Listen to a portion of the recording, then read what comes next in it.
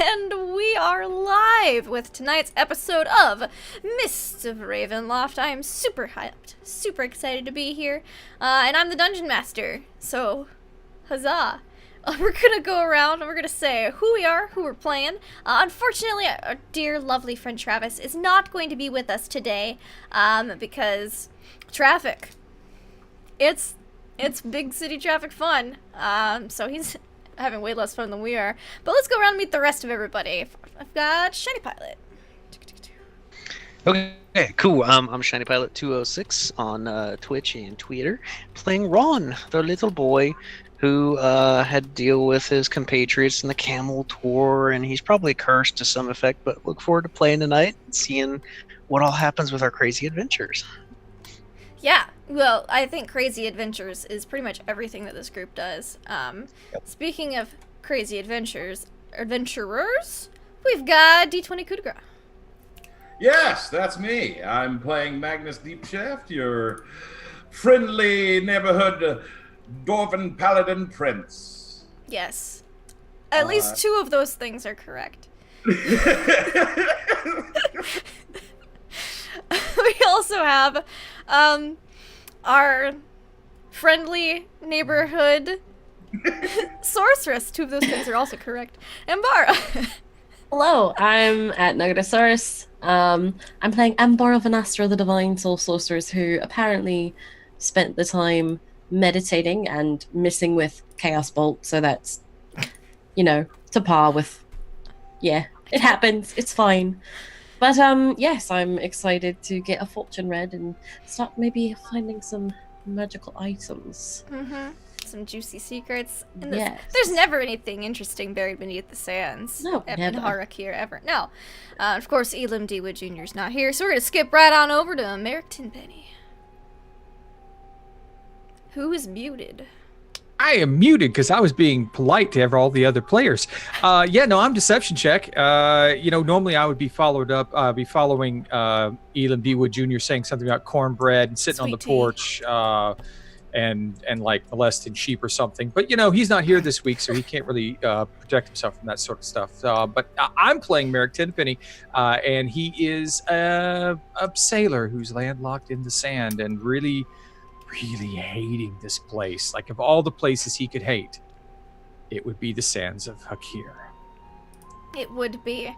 So last week, our lovely, intrepid adventurers decided, hey, these two-headed jackals are considered lucky and rare, and their pelts are worth money, decided to go murderize them, which they did, but it came at a decently heavy cost. A lot of them sustained injuries, but they finished Gilgamesh's 3-hour camel tour with no further injuries. They got to go to an oasis, have a wonderful, pleasant time. Ron learned not to drink from the jars, and not to just not to mess with the jars that are connected to the camel tours. Just don't do it. And yeah, they got back to the city of Mudar, right before the midday heat kicked in. So, they went back into the Vistani tent, who they're staying with currently, and we're about to get their fortunes read. So, you guys are sitting in a circle, and have all joined hands, and it's almost as if the light in the tent has dimmed. It's quite odd, seeing as how it's practically midday, and a cool breeze blows through, and you see Dulcimae puts her hands together and pulls out the card deck. She shuffles them, and she says, "Alright, I will be dealing your fortunes. First, I want to do a group reading, as I have been getting very strange vibes from this place. So please, each of you, pick a card." And she holds out a bunch of cards. I'm getting pretty strange vibes right now. Alright.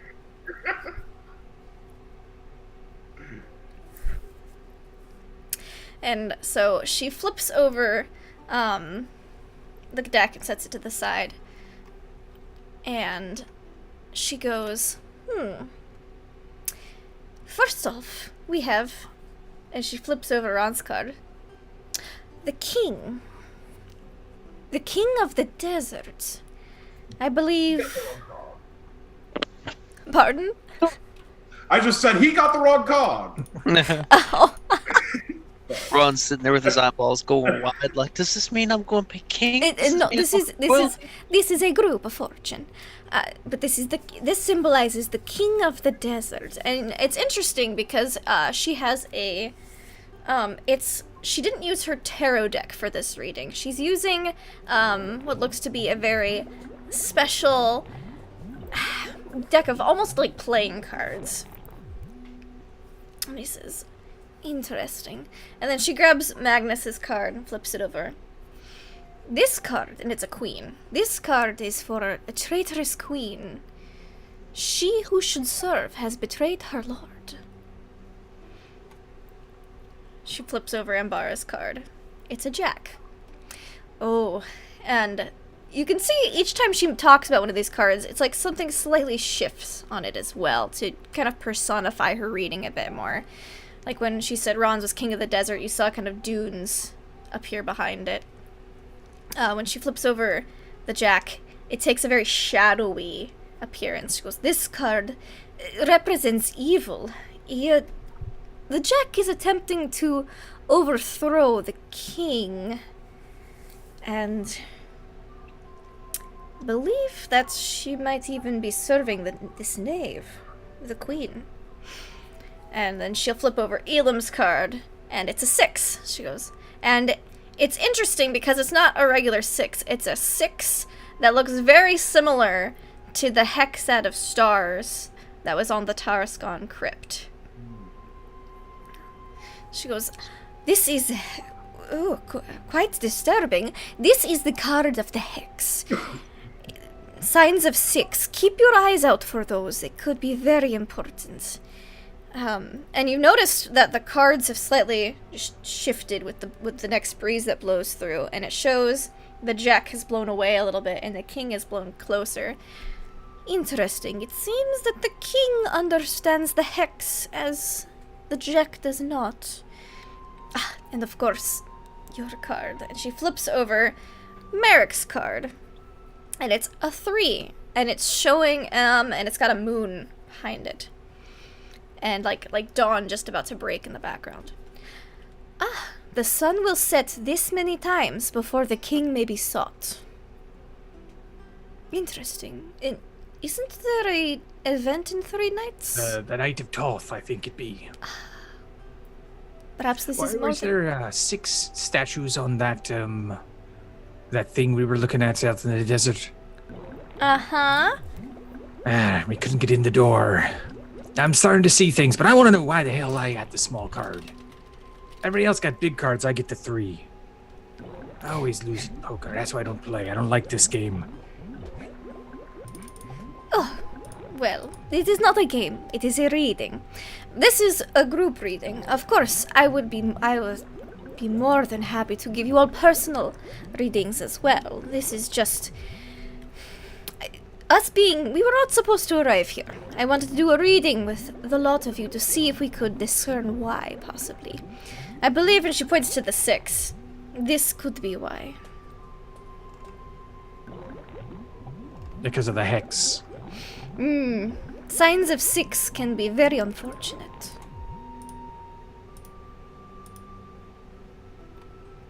All right, well, do my reading and give me the king this time.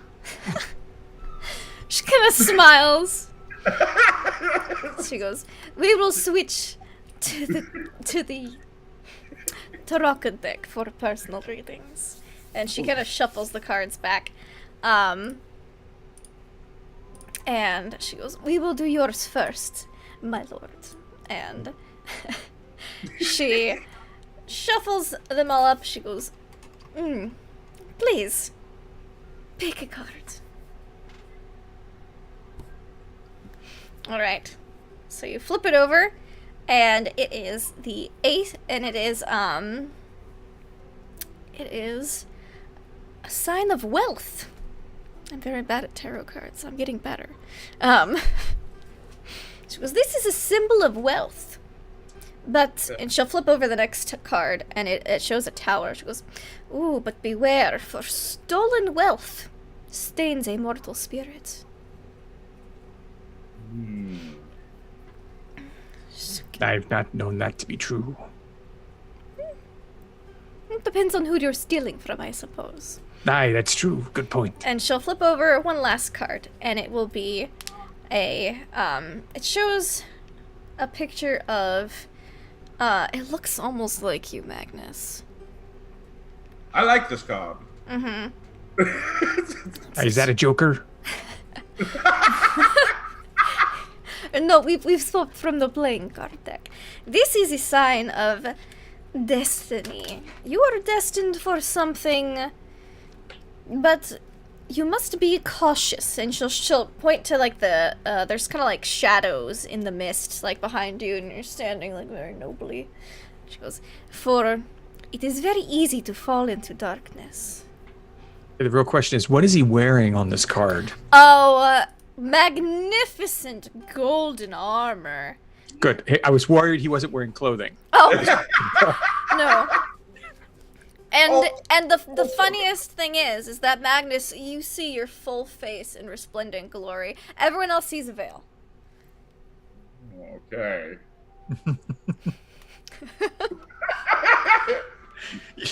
I imagine Magnus is like looking around at everyone, like he thinks they might be able to see under the veil through the picture now, and we're all just like nonchalantly looking at it like no big deal. I rather enjoyed this reading. Thank you. Good. I'm glad to have been of service. Who would like the reading next?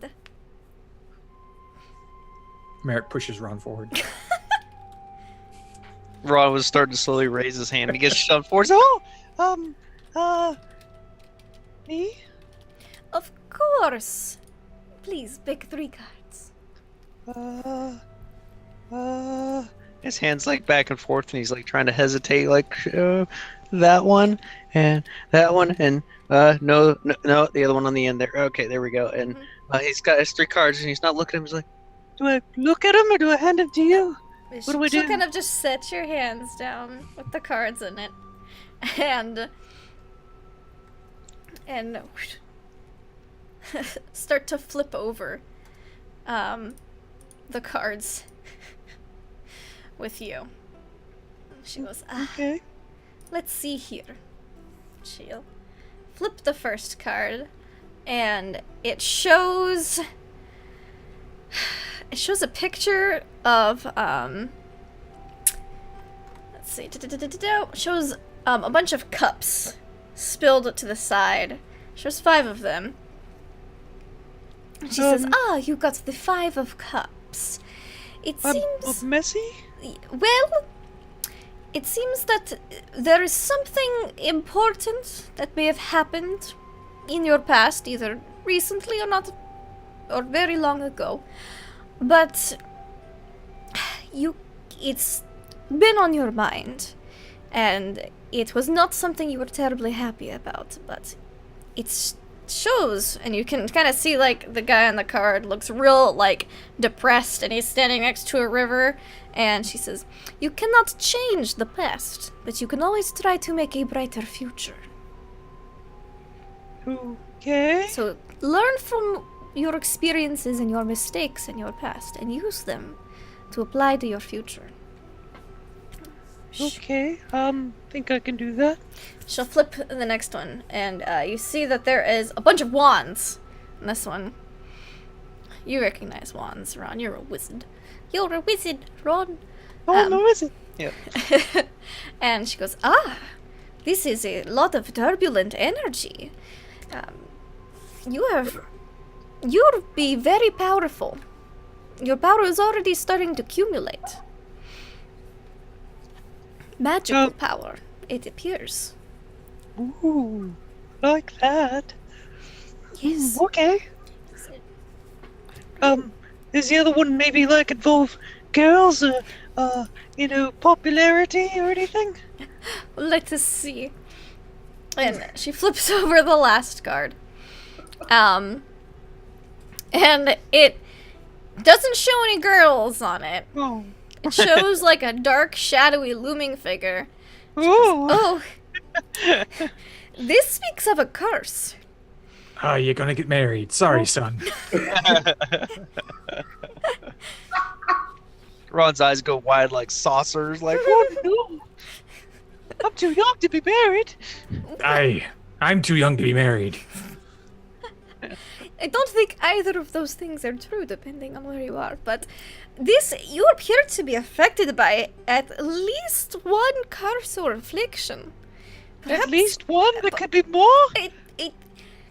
Based on the iconography here on this tarot card, I would say, but you might have multiple curses or things afflicting you. You start seeing a You little seem bit to of be sweat possessed beading. by more than one curse. I've been trying to tell you, Ron. Oh, you may be right. How do I get rid of these curses quick? I am not a paladin or a cleric.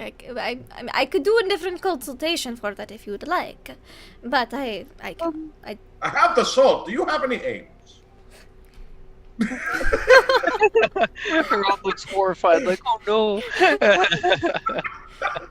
Ronald, if you give me some time, I might be able to figure it out for you. Oh, okay. now, Well, you said you wanted to know about the girls? yeah, but is my curse revolve around girls? Am I never gonna get a date? I cannot tell you the nature of your curse, only that you are possessed by more than one of them. Okay. Well then, sure. Alright. She'll kind of, shuffle the tarot a bit more. Pull one more card. Ron pulls one right out of the middle. Alright. Hands it to her. He's All sweating a right. little bit. He's so just there. Give it back. She'll flip it over, and this one shows. She goes, "Oh, this is an interesting card. It is the widow. You're going to be quite the heartbreaker, it appears by this. I'm gonna kill my wife. You said I'm gonna be a widow. It happens. It happens, son. Don't worry. Is that my curse? Have some rum. Just drink and forget about it. The card is the widow. It just means there are going to be many sad women in your life, most likely because you'll break their heart. Either you steal their heart or move on, or you're a teenage boy. It does not surprise me that often. I'm gonna become my dad. Oh. Go, go, go, go, go. No, wait, hold on, son. You have to like pry the canteen from him. Oh, this is terrible. I don't know if I want to hear any more fortunes. All right. Well, we'll just stop with you for now. And she kind of puts a hand on your shoulder, slightly concerned. Ron will like get up out of the chair and kind of go to the corner. He'll be sweating and kind of moping and eyes wide and then frantic, like, "Oh, I'm cursed, Dad! I'm gonna kill my wife." The thoughts are going through his head. Well, that was an interesting reading. And she's putting the cards back in. Would anyone else like a go? I would prefer a private one, if that's fine. Of course, that can definitely happen. I'll wait I'm till fine. everyone else is finished. I'll go next then. I was going to wait Alright. and watch you embarrass, but Wait, that was an option? It never hurts to ask, Magnus. Damn it!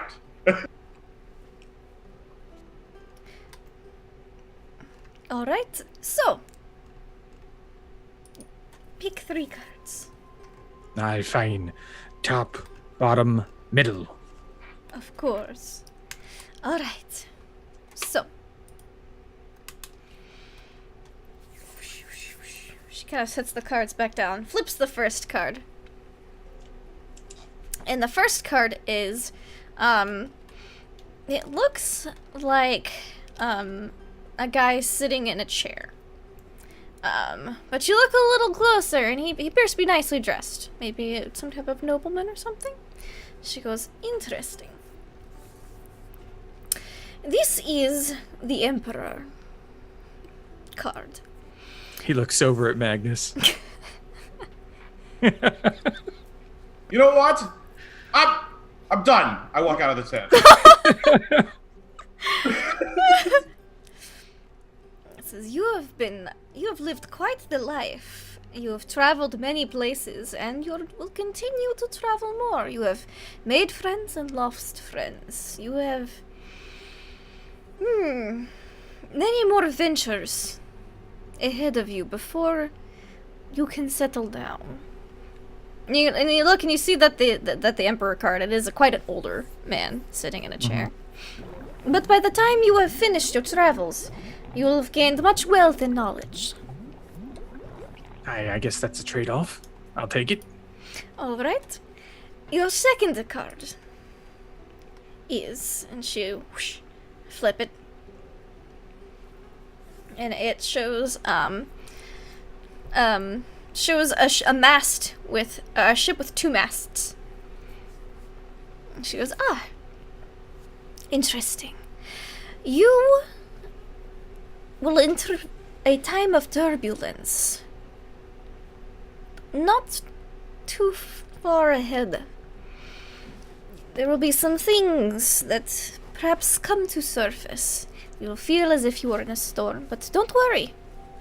As long as you surround yourself with a good crew, you'll weather the storm all right.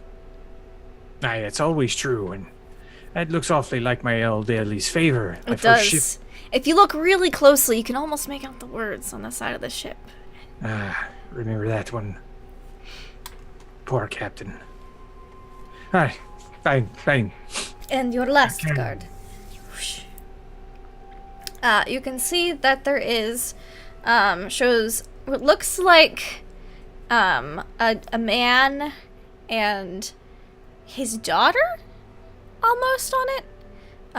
You can kind of look just by silhouettes, and they're standing in front of a stained glass, and on the stained glass, there are, 5 pentacles. It's the 5 of pentacles. And she goes, interesting. It seems that what you had built for yourself in the past has fallen away, but what you start to build now will carry on for a good while into the future and will be your new foundation in life. Well, that's suitably vague. The cards are not always incredibly forthcoming. He looks at the picture, and I'm sure he probably recognized that as being Minuet. Mm-hmm. But he won't really acknowledge it in front of anyone. Okay. Of course. And now, let's see. We have Mr. Elam Dewood. Oh, he is asleep. We'll get to him later. He sleeps a lot. So I have noticed. Many hours at a time. Now, you want to do a private reading? She kind of puts her hand on Ambara's hand. Yes, if that's alright. Of course, come with me. You're no fun, Ambara. It's not worth it, Ambara. You may kill your spouse. Sure. All right, Ronnie. Grab the Elam. Let's get out of here. Yes, please. And we drag Elam out by his arms. Bali has his feet. He's just like, Right. trying to help. America, can we go get a tasty drink somewhere? I'll You mix. feel better? I'll mix you up one. Let's just go sit by the fire over here. All right. So, Ambara, it's just you and Dulcimae in the tent right now. She goes, now, please pick 3 cards. Is there a certain topic you wish to inquire about? Yes, but I think I'll let the cards decide. And she'll pull the 3 that call to her most. Okie dokie. So you see the first card is the Two of Cups. She says, "Ah, this card symbolizes the need for harmony. It shows that whatever is done in the past has been an important influence on your life, but you need harmony to bring you into a brighter future." Based on the number here, at least more than one person.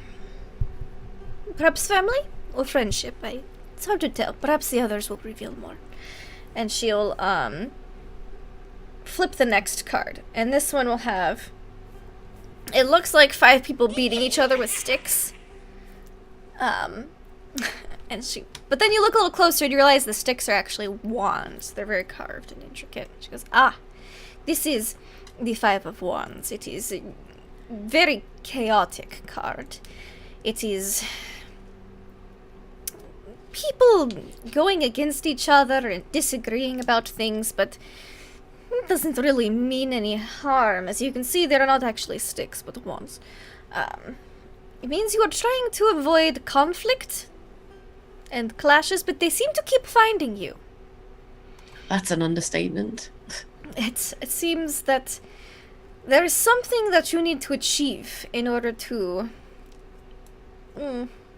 achieve more peace. There is something, I can't quite see it. You see she's studying the card intently. There is something that you need to do in order to organize this chaos. She kind of looks at it and goes, "Interesting that there's 5 wands and 5 of you. Your last card." She'll flip it over. And you can see that there is, it's a chariot.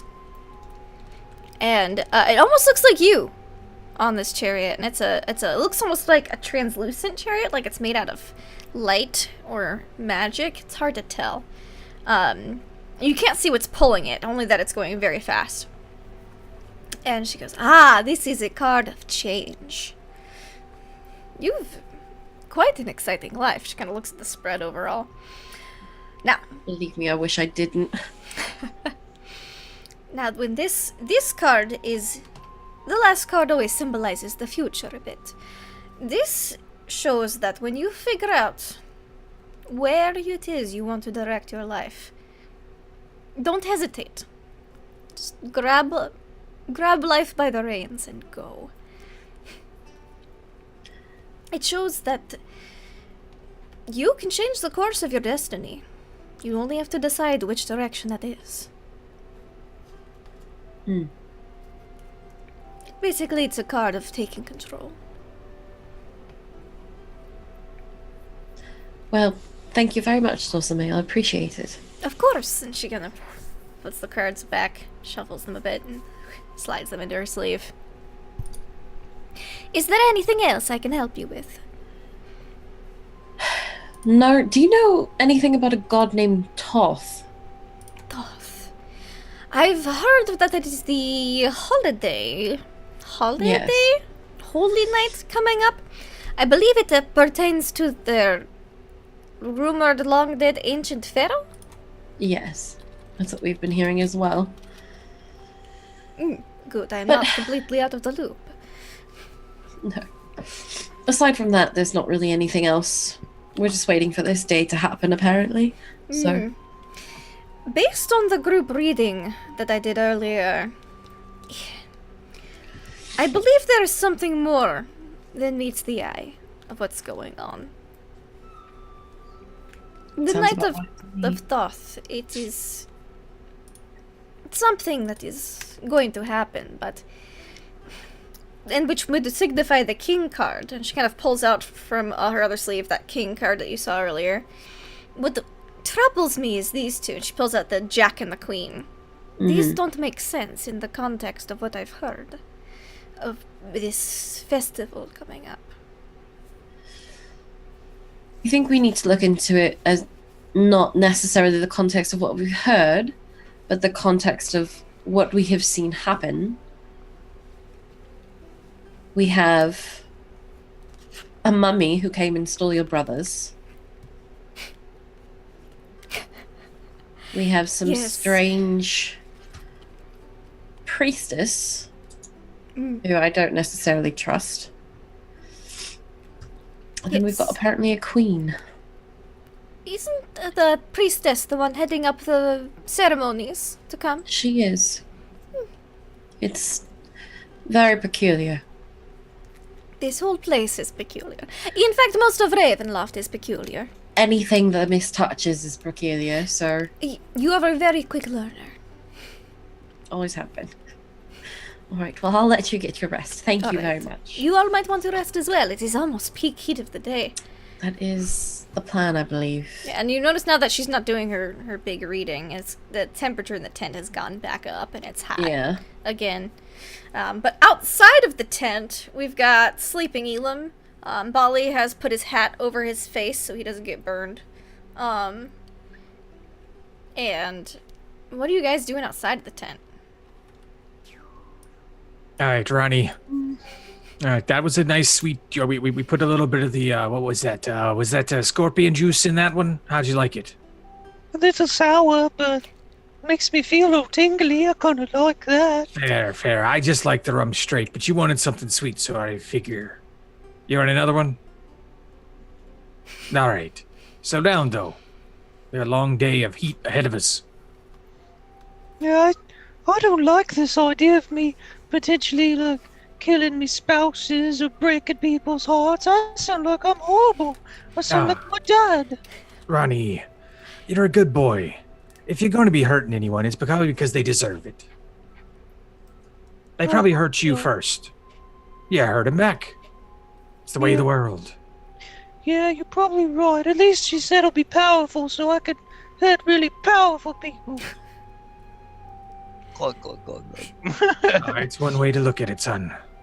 That's one way. Just stick with us. You'll be fine. What if I hurt you people? What if I break your hearts? I'm not worried about that, Ronnie. You're a good boy. Sniffle, sniffle. Give me a con save for this rum you've drank in rapid succession, Ron. With scorpion juice. Yeah.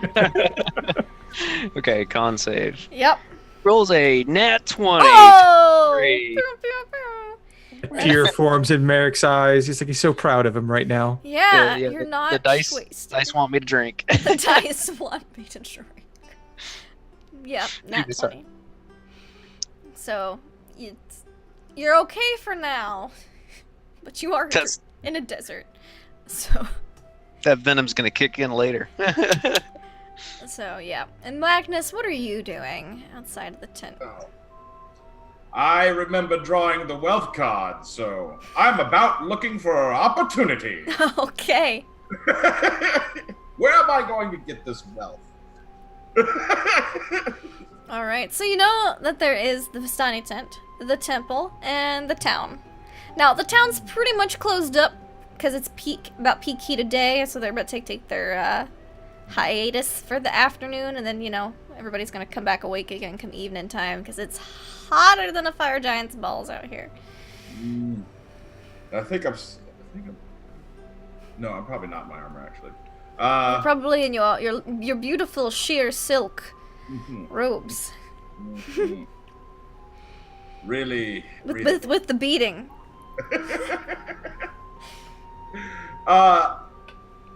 Well, I suppose I'll go up to American Ron and say, where are we resting? I don't think Ronnie's up for moving too far from this spot, but I'm just sitting here keeping him company. He's a little distraught from that reading. Oh, you see, I got the Emperor card. That's pretty good, isn't it? That's better than a king, right? I have to go. Sir, come on back. Get over here. It just means I'm going to get old. Oh, he needs to go on the cat before I break his heart.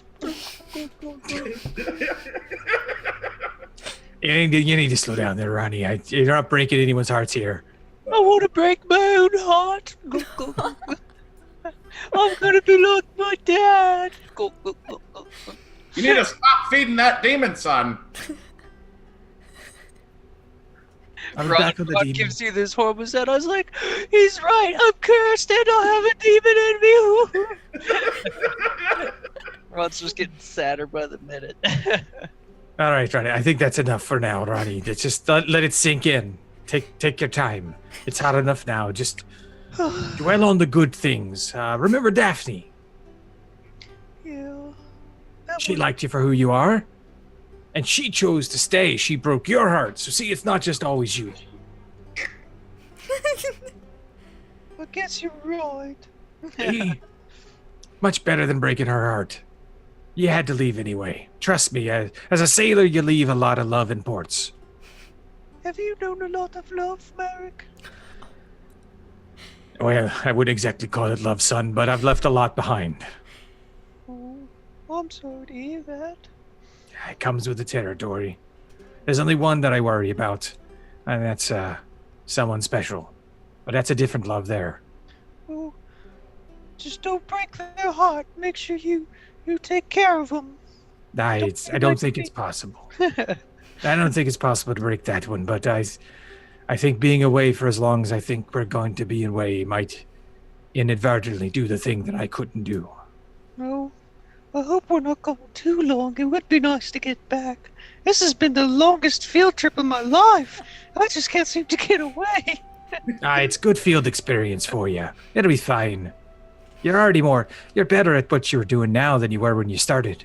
Yeah, it's true, but at this rate, I'm never going to graduate. I mean, you're getting a degree in the School of Hard Knocks already, so you're fine. Yeah. You're fine. You don't have to worry about that, okay? You're my court wizard guy. All right? You don't have to worry about that schooling. Are you saying you'd, sign something for me to, prove I can... Yes, whatever you need. Yeah, you'll get a writ. There's a little What bit of a magician. hope glimmer in his eye, just like, maybe I'm not doomed after all. You get a job and I get a terrible court wizard. Possessed. It's a multi-purpose position. He's also court jester. It works great. Yeah. Next thing you know, he's gonna have him wearing, weird colored robes, and it's gonna get crazy. Or no robes. Looking over at the sheer thing Magnus is wearing, like, You might want your own dress code there, son. He nods agreeably, like, uh-huh. What are you saying? Are you saying I don't look good? No, sir. I'm saying that we would not look good in your clothing. We don't have that royal demeanor to pull off something like you wear, sir. Yes, but you still have me worried. Why, sir? I did wear this yesterday. That you did, sir. Maybe you need to go buy more clothes. Might I suggest accessorizing? Yes, accessories, yes. Well, I'd look around, there's... The Not many. Vistani do have plenty of accessories. They have Oh, a lot yes! of scarves and belts and bangles and that kind of thing. It is the Vistani. So. It should look very exotic to these people, sir. Quite the fashion statement. I guess let's just start, going through their clothes. Okay. Yeah. And just I start mean, two of them are stuff. missing now anyway. They're not gonna need it. Well, no, I plan on paying for it, but I don't respect their privacy at all. No. I just, You're a prince. What is privacy? So, yeah, I just start going through clothes and seeing out, kind of feel out what matches. Yeah. Give me an investigation check.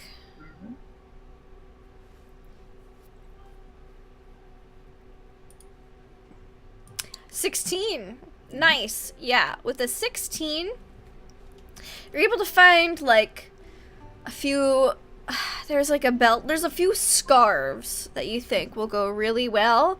And they're long enough that they can be worn as sashes, belts, or scarves. Or you can even do that thing where you tie in the back and it can be a vest. Multi-purpose. Very multi-purpose. All right. So you find one that's kind of red and gold, and then you see another one that's like teal and gold, but they'll both match the, white with gold beaded trim of your robes that you currently have on. So.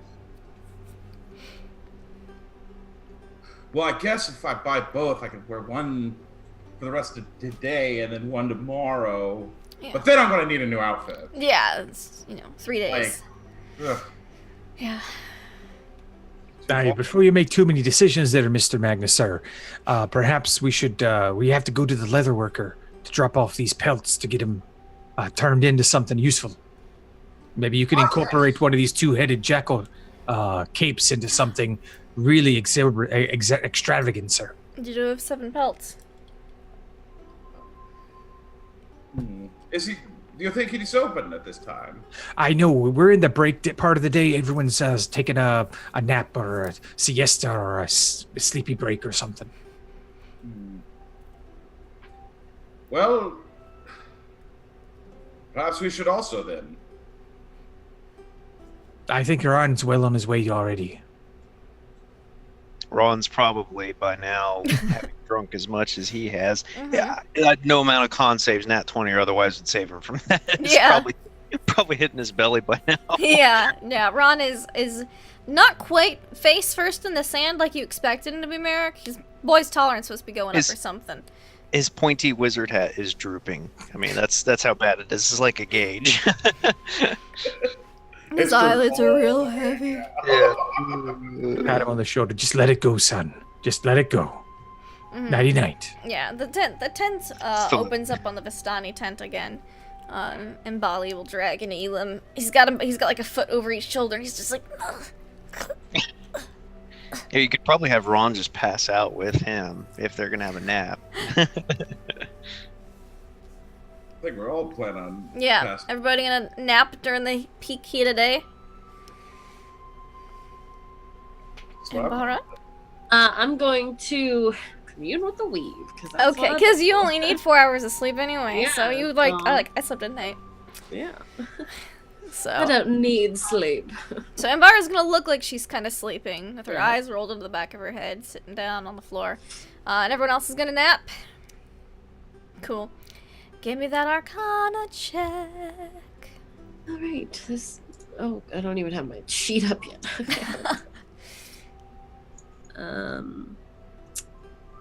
Fingers crossed.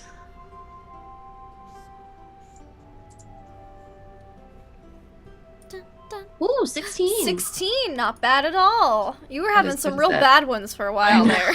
Like Not as good as that nat 20 would be, not but as good, but still pretty good. So you connect to the weave. And the weave here, compared to how kind of like oppressive and just damp feeling, kind of like the swamp you were in previously, this one it's very airy. It's very lightweight feeling, like you could almost not feel it's there. But then you recognize it by its heat. Right. Because it very much reflects the desert around you. You can kind of feel the weave here is very connected. Same as once how the Lady of the Swamp showed you that everything was connected to pretty much the Lord of Death. You can see it, all of the threads in this weave here, the hot threads of this land.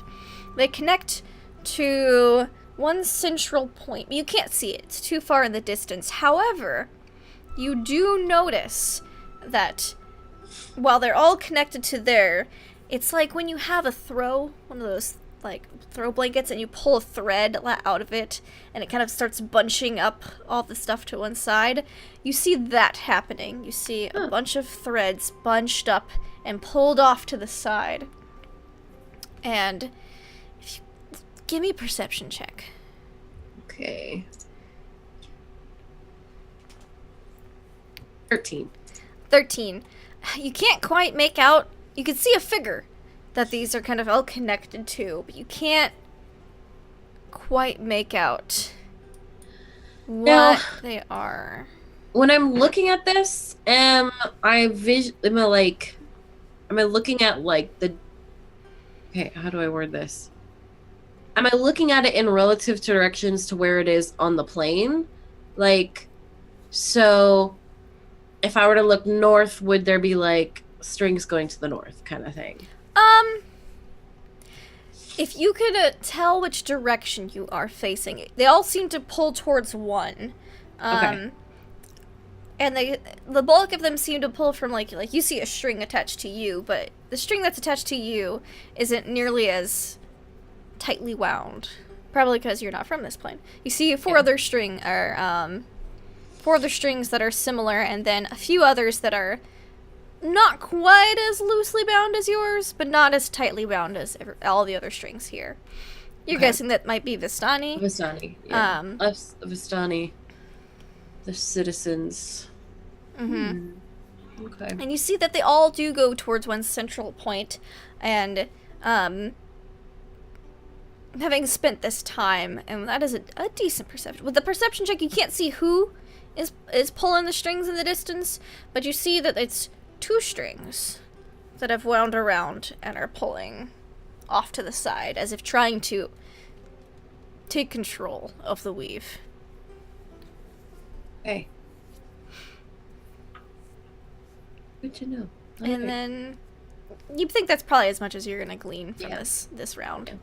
I will step out of the weave, and then I'll just do my meditations, because I haven't done those in like forever. Mm-hmm. Yeah.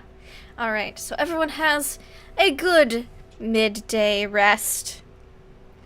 And, yeah, you all wake up, and it is evening time. It is much cooler outside, which, it's still not cold or anything, it's just not oppressively hot and blazing sun. It is dusk, the sun is setting. You know, it's a very pretty sunset. Lots of reds and pinks in the sky, so a little bit of purple. And the Vistani are sleeping in a bit. Dulcimae is a bit exerted after her afternoon of fortune tellings. But you all wake up feeling pretty refreshed. Except for probably Ron. He's probably like... Yeah, oh yeah, Ron, roll me a second con save just to see how all that Cottonmouth alcohol, how that did with you on a sleeping bit. Con save. 18. You're not hungover or anything. You're thirsty. That's all. You sweat it out, you know. Yeah, you sweat it all out while you're sleeping. Your robes are soaked. Doing the heavy breathing and then pulling on the cloak. Takes off his wizard hat and he's like fanning himself with it. Just like, whoo. Why do people want to live here? It's too hot. You get too used to it after a while, Ronnie. I don't see how. Flap. So, we were heading to the leather worker?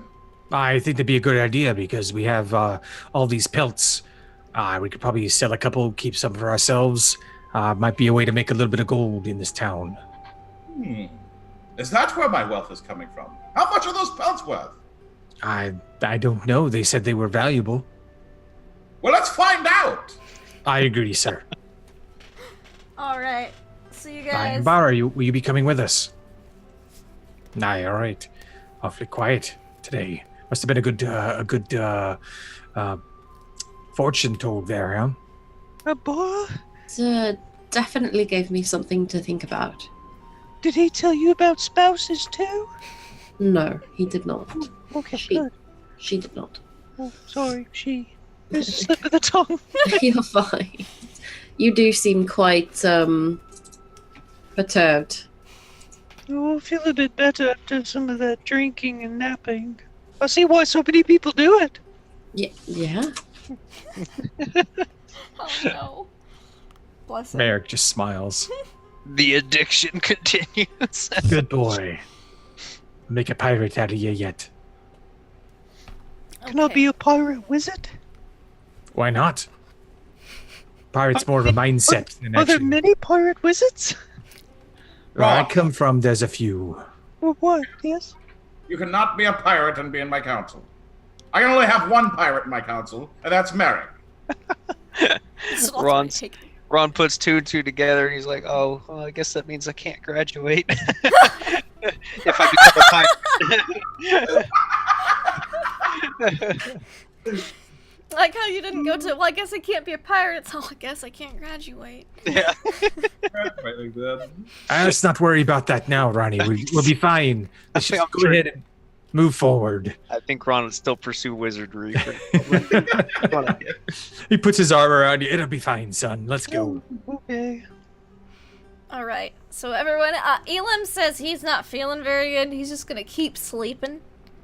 Bali will tag along. Well, I'm gonna draw a penis on his forehead. Okay. Easy. He doesn't even stir. This guy is passed out. Perfect. Perfect. We'll just have to What do remember you draw on it with? Is it like? Hold on. I gotta have something I can. You draw do. with. I'm sure you do. And there's also, you know, like, Disguise kid. yeah, there's Don't like, you? I'm just wondering if it's makeup or soot or like how is it ink? Like how hard is this gonna be for him to wash off next session? Look, it was probably ink. I would Ink? say. Perfect. All right. Here, Yeah. sir. Use my cartography tools. Thanks. wait. I want to roll the house. See how well. Yeah, I draw give it. me a performance check to see how good this penis drawing is. Not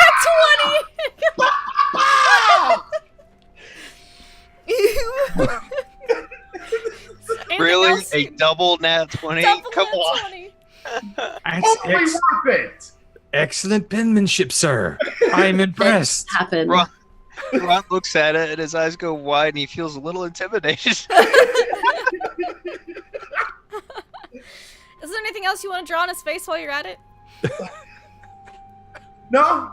No? I mean, it's perfect as is. Perfect. It is. That's true. What exactly this looks like. We'll leave up to the imagination of you, fellow viewer. But it is perfect. And thus, you all leave feeling quite inspired by this magnificent artwork. That For some just- reason, this penis drawing just makes Ron feel so much better. It does. It's true art. You didn't realize. It's refreshing to see a master at work. Oh, You're giving Ron ideas for if he ever does go back to school, what he's going to do to his classmates. I fall asleep during class. Yeah. Okay. So to the tannery. Yes, to the tanner. Oh, So you man. guys, Oh. take your pelts. Belly is carrying a few of them. He's carrying as many as he can and is like following you with his arms full. And you guys are able to pass through the town. Of course, it is nighttime again, and so the bazaar is back and open. And you guys file through town. That is, you know, people are getting ready. You see people actually starting to put up kinds of decorations, things that hadn't been up the previous 2 days. They've got little, like, oh, I don't know what the word is for like the paper link chains. Yeah. They've got those made out of like reeds of leaves and stuff, like So from this- the Oasis. They have advent calendars too, and No. I was going to say, so this Not is decorations we haven't seen before? Yeah, you haven't seen anything like any adornments really up, but they start to put up little link chains of leaves and grasses from the Oasis around, between the buildings and stuff. They're starting to make it look kind of festive. They're getting ready for the night of Thoth and 3 moonrises. Right. as we're making our way through the town, Merrick will kind of follow along behind Bully, and he wants to see if anyone recognizes the type of pelts and see if like are people paying attention to them. Give me a perception check. Okay. And perception. 10. You would look around to see if people recognize anything, but with a 10, like, people are looking, but you're not sure if it's more because of the pelts or because Bali is definitely got his arms full, and he's constantly, like, one of the heads keeps slipping out, and he's like, stop, going back up, and then the other one slips out because there's so many heads on each of these pelts, it's a little unwieldy, and you kind of like help him out a couple times, like like whoop, don't let that trail on the ground. Yeah, and so you're a bit distracted. People are looking, but you can't quite tell if they're like, oh, because it's like, oh, the pelts are like, oh, that kid's carrying a lot of stuff there. So you make your way to the tanner's, and which happens to be the leather worker in town. He appears to be working on some camel leather right now. And he sees you all approach, and since you were returning customers who had previously bought leather armor and tipped nicely, he is very pleased to see you all. Oh, welcome back. How can I help today? Magnus, why don't you take this one? Well, we're here to sell some leather, but remind me we should make reservations for the camels. We don't want to get stuck walking. Good point, sir. Anyways, yes, we're here to sell some pelts. I believe they're quite rare. We're not exactly selling all of them, sir. We're having a couple made into things for us, possibly. Yes. Oh. I want one as a cape. I want like the heads on each shoulder. I think it'd look really cool. Oh, he's like, wait a minute. These aren't normal jackal pelts? These are 7 it is two-headed jackal kind of hard pelts. to tell with them folded up. And he goes, I think America could just grab one and pull it out, and, like show with both heads flop down. of course they don't, because, they're dead. But Maybe they do. I put my hands in there. I'm like, Arr. like little puppets. Yeah. You have a jackal on each shoulder, you just stick like your hands up through them. Arr. Oh, that's a picture. Yeah. Ooh, and he goes, oh, well, I could certainly treat these for you. How many would you like made into cloaks? How many do you have? These are quite nice. 7 total. Oh, right, well, kind of you see him kind of gathering bottles, and you recognize a couple of these bottles as the bottles that were sitting on, Mr. Gilgamesh's camel tours. Magnus was drinking out of one of them, for sure. And run through and fixed one. But you don't see that one here, because it was empty. You get thirsty in the desert. You do. And he goes, well, how many would you like made into pelts? I could treat them all, of course. If you wish to sell some of them, I could just take that off the cost of treatment. I suppose we're going to need one for each of us in the council here, right? I mean, did Elin have any interest? I don't remember. And Bara, what about you? I'm not sure if it's your style. It's really not. I'd rather not have an animal, creeping over my shoulders. On each shoulder. I'm sorry, but I appreciate the thought, but it's really not my style. All right. Ronnie, what about you?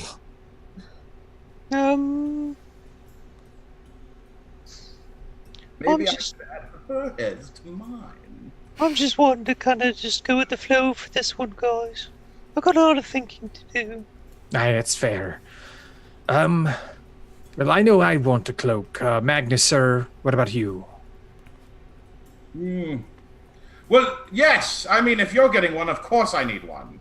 Okay, all right. So, why don't we have 3 made that are cloaks, and then we could have one.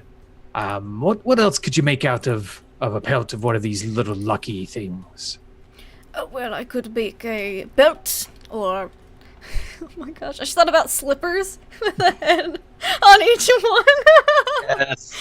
Yes. Or boots. Those. That's what Magnus wants. I need those. Yes. You need the double-headed jackal boots.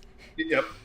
All right, so 3 pelts for cloaks. Let's take one of these and make it in some of your finest wares, just randomly, and then let's sell the. I guess that would be 4 total. So let's sell the other 3 and see where we end up. Of course. Does that sound fair, everyone? All right. They could be pants. Like you just pull over your boots and they just the dogs just Footy pants. Yes. Done. That is what I am wearing. I've got tears. Oh my gosh. Oh. Leather chaps that are just leather jackals. Anyways. Oh, that's disturbing. Man, Barbara, all this talk about animal skins and things like that seems to be making you a little blue under the gills there. Yes, it's not really something I agree with. You want to head back to the camp? Is there anything you need while you're here? No, I think while you all were taking a nap, I did some searching in the weave and found some interesting strings that I think I might see if I can follow. All right.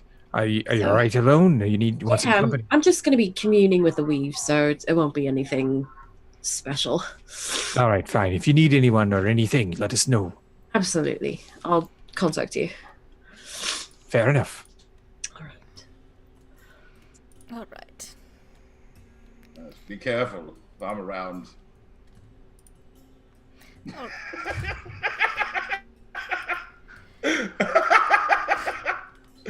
All right. We will be right back. I'm gonna shift these cameras. Whoop.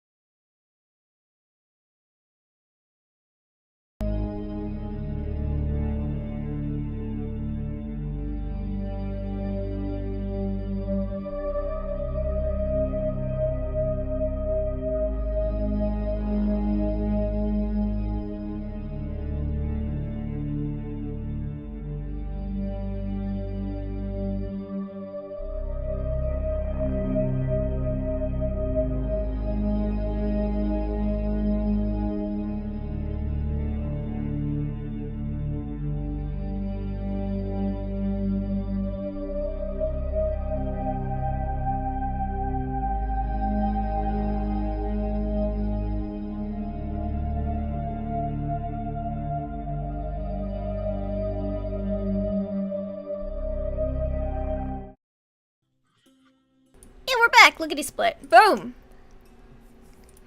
So, yes, unfortunately, our dear Negatosaurus is a little under the weather. So, Umbara is communing with the weave. But, so you guys just basically handed over these pelts to ye old leather vendor. And he said he's going to have his assistant ask around for some buyers to see, to get you guys the best price while he works on making your goods. And, yeah. So, because, you know, it's a very bartery kind of community here. So. But he knows you guys are out of town and want gold, so he's got to do some looking around. All right. So where are you guys headed off to next? Another way to make money. Gambling. Sir, that may not be the most consistent way to spend the last of your gold. Well, how else am I going to make money? Well, sir, there's investments. There's... We could become pirates. I was going to say it's called profiteering, son. Profiteering. Oh, profiteering. That's the best way to do it. You get a writ of our marquis or something from a particular organization that wants you to attack another organization to take their things in the heat of a war or something. So you're legal on one side and illegal on the other, and it's all gray in the middle there. It's a lot of fun. I don't think I could take part in that. I mean, have you ever heard of a pirate king? Yes. I worked for one first. What? Well, yeah. How is that? What? Well, sure. You work in you live on a set of islands and whatnot, and you create your own country if you wish. You rule over some people on the one side might call it like an admiral or a commandant or something like that. But I mean, if you're a pirate, you can pretty much pick your own name. A sea king. You could go with that. I guess it elicits some different imagery, I guess. But sure. I mean, you're going more mermaids and whatnot, possibly. I think Pirate King gives you an idea that you have a whole army of pirates behind you, and you're like a dastardly do-gooder or do-batter or whatever. Pirate Dastardly do-gooder pirate king! King Pirate of the Seas. Pirate King Seas. Or do you just pick a neat name like, I'm Coralbeard the Pirate King or something like that. Coral. Is I it never thought of that. is it tradition for pirates to pick scary names? Normally, there Merrick, was. what's your scary name? I never really moved up. I was not so much of a social climber in the pirate ranks. I was more of a day-to-day sort of pirate. So I was just Merrick the pirate. Oh, okay. That was it. Nothing special. I didn't really had aspirations to go beyond, just normal piracy is what I knew. But that ended pretty quick. So yeah. Okay. No. Hey, pick your own name if you wish. There was one I heard tale of on the Sword Coast that was supposed to be awfully scary. A pirate queen of the Seven Seas or something like that. I didn't know there were that many seas in your world, but maybe Scarlet, Setsuko. But I didn't hear her have any special names. Just Scarlet Setsuko, the pirate queen. Maybe Dread Pirate Setsuko. I don't know. You have a weird world you live in. Does sound familiar.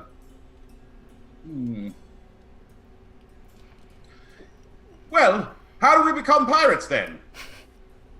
Well, it's a bit different or difficult, I would say, being landlocked in a desert.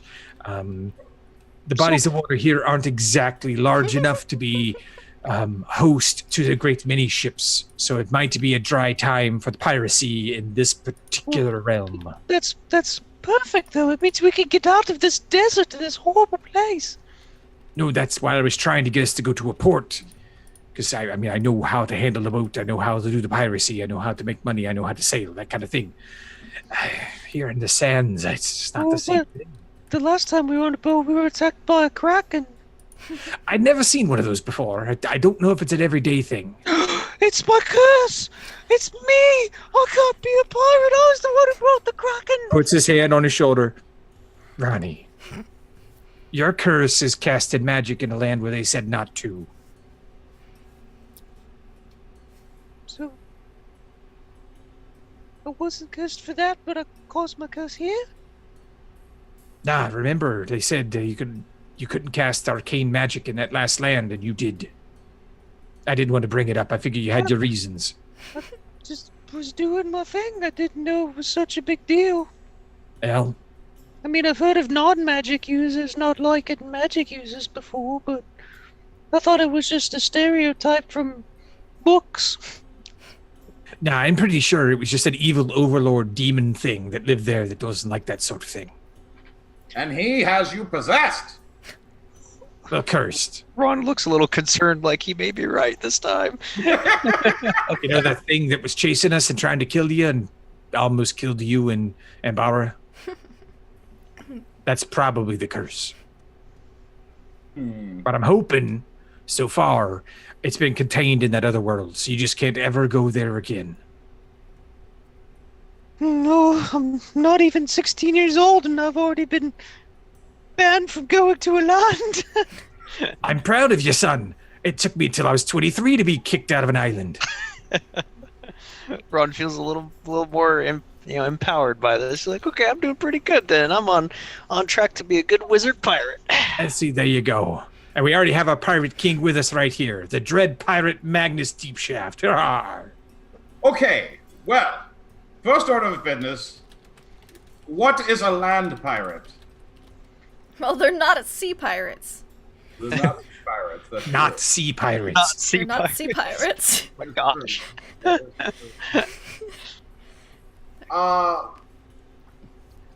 If you're gonna be a land pirate, don't you need some sort of a vessel?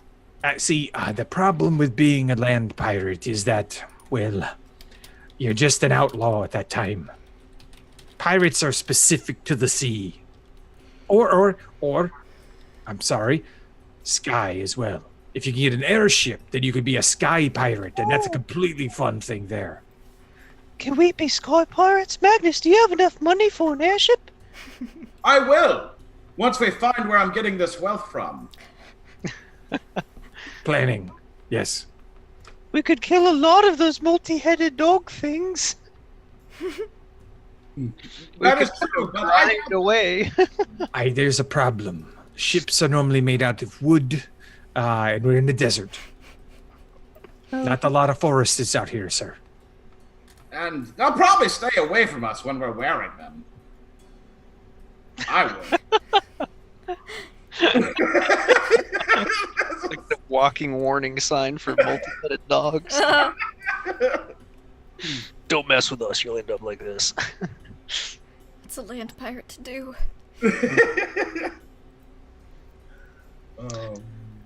Well, sounds like it'll take a while to become land pirates. How about we just focus on getting out of here and become sea pirates? I'm thinking that all the signs we've got so far are pointing us to that old temple on the night of Toth. So, if we just get back there, I bet you it's full of... Come on, look at this place. There's no wealth in it at all here, so that means the Pharaoh must have taken it all. What kind of town is this again, Dungeon Master? It is a very small village. Small town, medium-sized village. All of the buildings here are made out of, like, sandstone or packed sand bricks. Very little wood. What wood there is usually used for doors or shutters, because, you know, sandstorms. Bind to rude. And, it's pretty drab. There's not... I mean, the streets are basically just packed sand from people repeatedly walking over the same areas. There's the oasis in the center. There is the large temple in town. That temple is practically the size of half the town. Okay, I know exactly the best way to spend my last 10 gold.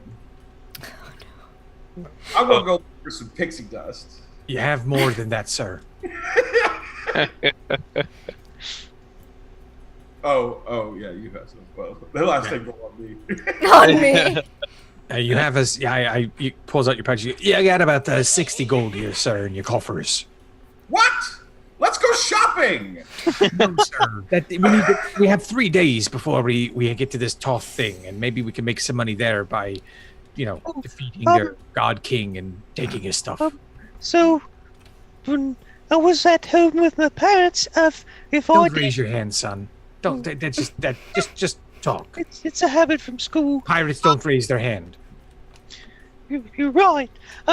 When I was at home with my parents and I did chores and stuff, I got paid money for it. So maybe there's some like town chores we could do. We could get money for it to get a pirate ship. Manual labor. Not quite manual labor. Maybe like I could do some magic tricks or something. Magnus covers his ears when he hears the word labor. Actually, I think you're onto something there, Ronnie. This town doesn't look like it has much in the way of your styles of magic. Perhaps you could do a little trick, do a little show. I'll play a little music and hopefully not. You want to do some street busking? Yeah, we could do a little performance on the street and see if we make a little money. Now that I can agree with. Alright, so you guys find a nice street corner, probably amidst some vendors, because you want to be in the thoroughfare. Near the scorpion vendor. We like that guy. Yeah, he's trying to hawk some more to you. He's like, give me, Ron, describe your magic show. How are you going about this? Ron would be, as he's a teenage boy, even though he loves playing pranks and tricks, he'd be a little bit shy. He'd get a wooden crate and stick it out in front of their corner a little bit, and he'd stand on it and be like, hello everybody, and this is a pirate magic show. Yes, pirate magic show. And he would take his minor illusion spell. Okay. I'm trying to see a size limitation for this. Yeah, I think it's 5 feet. I could be wrong. Must be no larger than a 5-foot cube. Yep. Okay. I'm trying to think of what I would have him make. He would probably make a lot of symbology and references to pirate things, like a little 5-foot pirate ship, and make it float through the air and describe a story with it while it's going about how they sail the seas. Mm-hmm. And He'd tell the story about the Kraken attacking the he ship. would tell the story about the Kraken, but he'd have his fingers as the Kraken, and he'd like minor illusion, like if he could, like a tentacle on there, or something like on the boat. Mm-hmm. And we'd probably get a lot of kids for this one, but Ron's trying, Lord bless him. He's trying really hard, and then you'd tell their story on there, and he'd include like a volcano, and when it came time for the volcano part, he'd shoot a firebolt straight up in the air through the middle of it, wowing the crowd with it. And he may even, intermingle a little bit amongst the kids and use some illusionary spells, some dancing lights to make things pretty and cool. All right, and Marek, you said you're gonna play some music with this? I'm gonna try not to roll low on this one. Okay, so both of y'all give me a performance check. Can I use my lute check? Because Yes, I'm not really yes. singing or anything. Yes, you so... may. You may use your lute Oh, check. thank God. All right. Come on there, Lutey. Rolls a 13. Oh, No, my God. 13 and an 8. Can I get advantage for thinking of the idea in the first place? We're working together here. We deserve advantage. I want to go walking around intimidating children, being, they're accepting donations. You're about their height, too, except you're really muscled. Give me an intimidation check, Magnus. 20. Oh, my God. It's gonna be like the collection tray going around, but instead of like full, fat stacks of money, it's gonna be like a couple copper coins and like some suckers. So Take one of the suckers. Probably beats up a kid just for the heck of it. I'm sure So- Sharendlar's quite happy with that. Okay, so Ron and Merrick, you're trying real hard. You're trying too hard, is the problem here. And we're so broke. We're gonna get some money. We need money. Give us money, please. Basically, like that's the song that that's not what's coming out, but that's what people hear. And It's my first time. it is, and having it be your first time working together on this, you guys are gonna figure out each other's cues and stuff for musical transitions and Ron's magic. So the next time you guys team up, you'll be better at it. But Magnus walks around Bali walks around with a tray with a hat. He walks around with Elam's hat. He took Elam's hat and put it on his head before he left out because Magnus had taken it off to draw the penis on his face. While he's asleep. And so he's got that and he's like walking around, and the first pass he doesn't get any money, and then Magnus kind of just mingles through the crowd. He gets a sunburn, and when he washes it off, He's gonna have the penis there.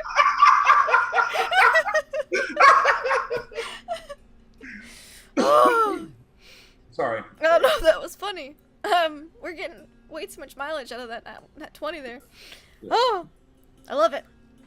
And Magnus kind of just mingles through the crowd and elbows the right people. Because there's a bit of a crowd there. People don't get to see magic very often here. It's quite the novelty. Not a whole lot of kids in town, but the kids that are in town are there. And you guys get some monies.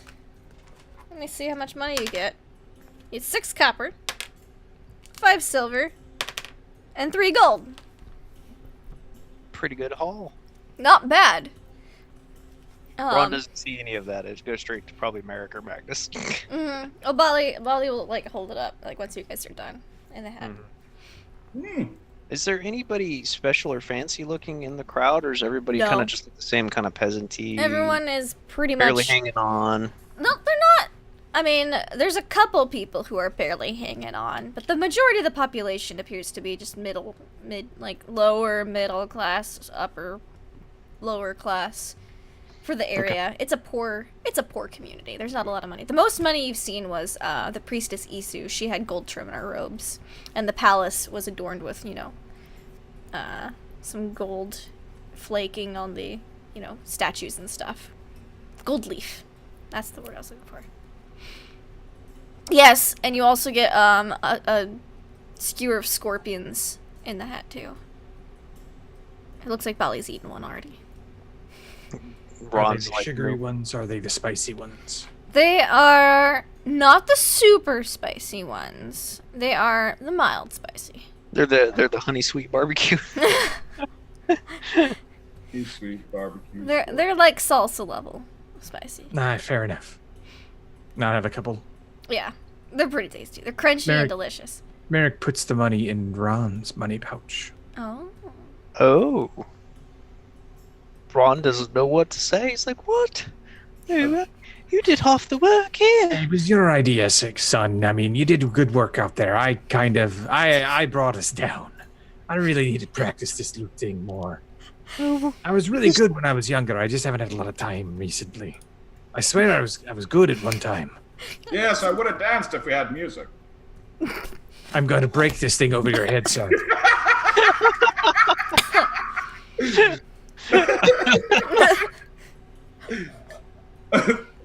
Oh. Anyway. Yeah, I love how Merrick's got to keep track of 3 people's money purses. I can add that one in mine. Don't worry about it. What do you mean? No, it's already added in your pouch there, son. I have running totals in each one. I mean, they're really all mine, but I like to pretend they're still yours. I like to pretend. Got it. All right. So, you guys spend, a good portion of time on this magic show. It takes a while.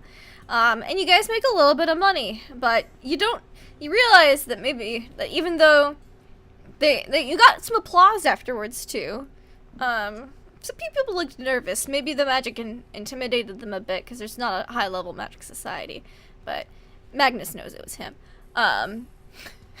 You didn't make a ton of money, probably just because of the general population is poorer, but you did make a decent bit. Enough for at least, a few things. Definitely lunches and breakfasts and dinners for a while. There are kebab vendors. There's actually, it looks like they're getting ready they're putting up more decorations, as well. It looks like they're, painting, you can see on some of the buildings around the doorways, there is, kind of, everything's sand scoured here, but there's faint outlines of where it used to be. Maybe pictures at some point, and they're repainting those on right now. It looks like maybe it's you paint it on once a year, and then it kind of wears down. Have we ever talked to any of these people at all about the festival coming up for Toth? Nope. Ron would want to You do talked to that. Bali about it, so yeah, technically yes, but Well, Ron would probably want to talk to the locals a bit more about it to be like, what's Sure. going on? What are they gonna do? Gather information. all right. So, who do you approach to talk about this? A kindly looking older lady, because usually older ladies are nice, and maybe sometimes they have candy. All right. So, you. No. Smell rum on your breath. Yeah. Like, You Get away alcoholic from little it. boy. So you approach an old lady. She appears to be a curry vendor. She's just chilling. She's hanging out, kind of eating Okay. a bowl of curry. Ron will walk up to her and go, excuse me, miss. Still raising the hand, and then he realizes he puts it down, like, so, Oh yes. Hello there, young man. hi, Would you my like name's some Ron. curry? He looks into his pouch and he's got a little bit of money that he has on him, Mm-hmm. and he's like, sure, I'll take a little bit. If you could spare some questions for some curry. 2 copper. This. Click, click, click, click. Copper. Yeah. This Toth festival coming up. Yes. Do you celebrate that every year? Yes. Every year. Is there any special, events? It's the night or when the parties? moon is shortest in the sky. Mhm. And it's also full. Well, what's the normal custom for travelers then? Oh, typically they take part in the festivities as well. There's food for everyone. And of course, then there's, the ceremony led by Isu, and offerings are made to appease the gods and the pharaoh. Did we meet Isu or here? Yeah, you met her on your I thought we first did. day. Yeah, I thought And so. she let you guys rest in the temple that afternoon, because you Okay, guys just were making so sure. hot. I'm And she also exploring- held onto Magnus's armor for him, so that no one picked it up, because it was right in the temple entrance. Okay, that's right. Okay. She's the high priestess here. Well, technically the only priestess after, the apprentice had perished a few months ago. How did the apprentice die? She came down with some sort of illness, plague or pox perhaps. I don't know. I just only heard about it. You don't think it was a curse, do you? Do you think it was a curse? Curses are very No. serious business. So I've gathered. At this point, he'd probably grab her bowl of curry and be sipping on it a little bit, Mhm. maybe spooning it up a bit. It's pretty tasty. It's very well seasoned and hearty. Okay. I think Ron then would just do general chit chat about what to expect for the festivities. Yeah. What the atmosphere be like? Is there any special customs or things not to do? Typical don't take water from the oasis. Cool. And when like the final ceremony is taking place, it's nice to keep a respectful silence. But the tone other than that is pretty celebrative. The purpose of the festival is appeasement, kind of like, hey, don't smite us, we're loyal, that kind of thing. So it's, they're celebrating having not been smoked in the past year, and hopefully have another year with no smiting. Well, he'll ask her about that, about the smiting. Is there anybody in particular that attacks this town or that causes problems? Or Oh is it... no, it's just if you blaspheme against the gods, you might be smoked. Common knowledge. Eyes go big. Like, ooh, they're serious about their gods and curses out here. Curses are very serious business. Ron sweats even more. He's gonna have to go to a temple to get these curses taken care of. And of course, we haven't had one in many generations due to the last one's untimely demise, but of course the pharaoh himself is the bridge between the gods and mortals, and so we appease his spirit as we don't believe it's quite passed on yet. Do they have a pharaoh now? No. He'll ask her when they expect to be getting one. How does that go about?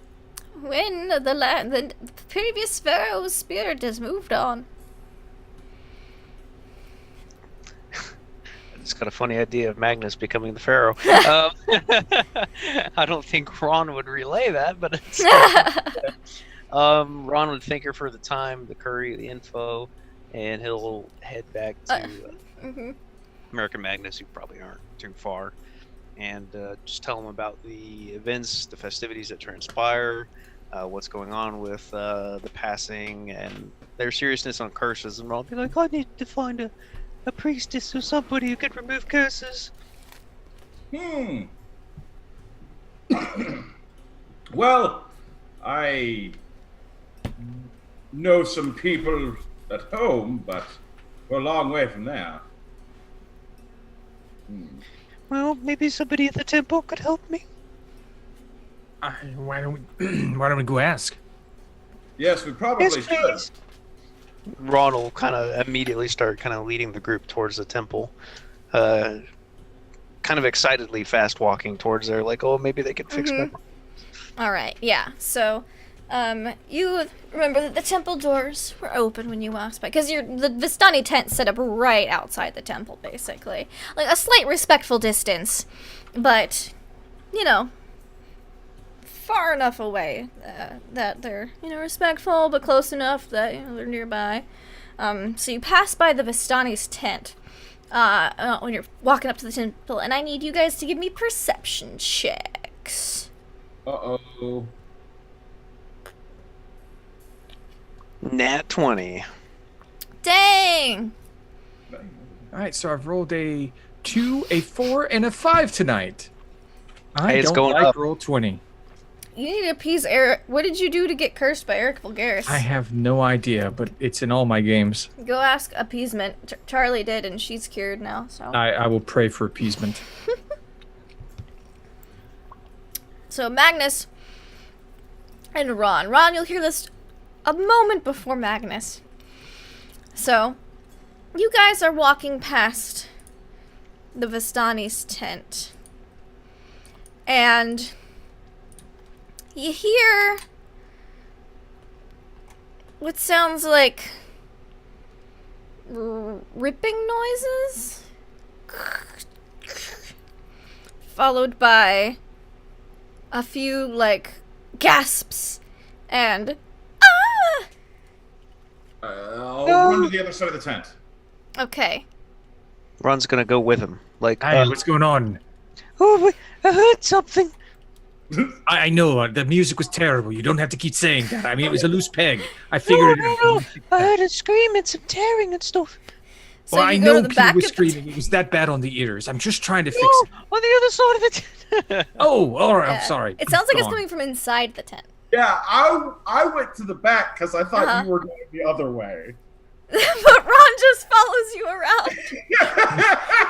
He thinks Magnus is going to the front of the tent, but seeing him not go to the front, he'd be a little confused. Like, what are you doing? Oh, and Ron's gonna run the other way. Did you make up your mind? Which way are we going? Where's the screaming? I didn't hear a thing. Ron's like pointing at the tent as he runs around the front. And Miracle running too. All right. So Magnus runs around at the back after some slight, like moving back Keystone and forth in the Cop action. hallway, Yeah. and you I was walk. thinking of the ripping of the tent. So you run out of the back, Magnus, and you see that the tent is kind of like people are moving around inside. Merrick and Ron, you burst in through the tent flaps, and you see a sight in front of you, Uh-oh. and it is not what you were hoping to see. Uh-oh. The ground beneath your feet erupts, and you see that all of these clawed hands twist and grab up out of the desert sand. That's what you see. It looked like they were kind of just jumping around inside, but now you notice as these clawed hands reach up at your ankles as well. The entire campsite seems as if it's growing limbs, as if it's some madman's garden.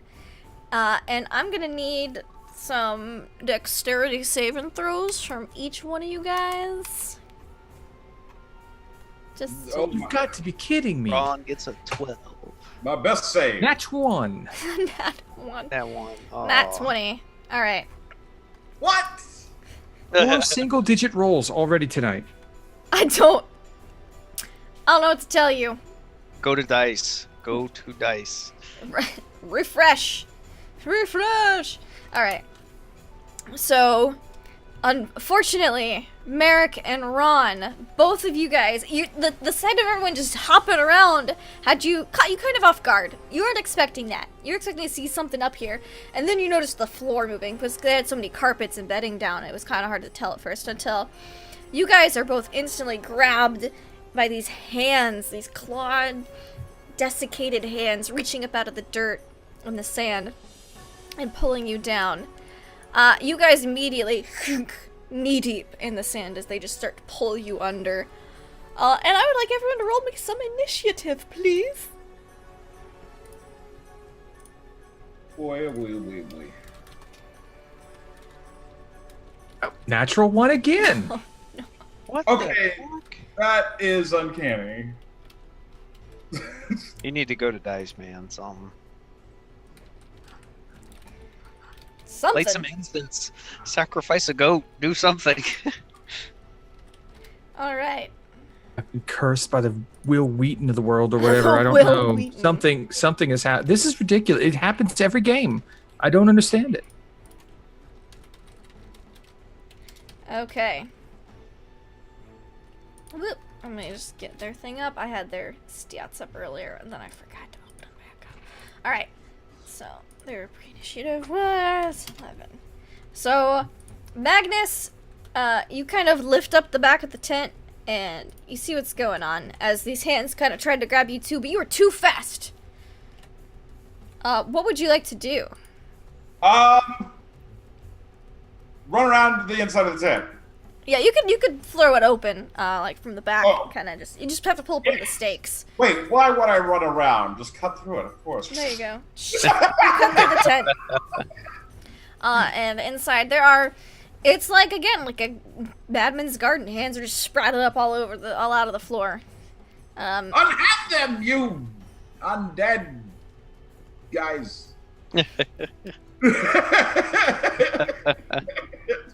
True. And we're gonna try to hit him with my silver adamantium thing. Nice.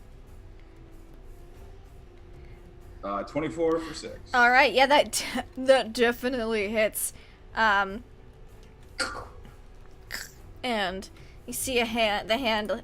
Are you grab? Which one are you attacking? Just one attacking the Vistani. The Vistani are all between knee and waist deep. Ron and Merrick are knee deep.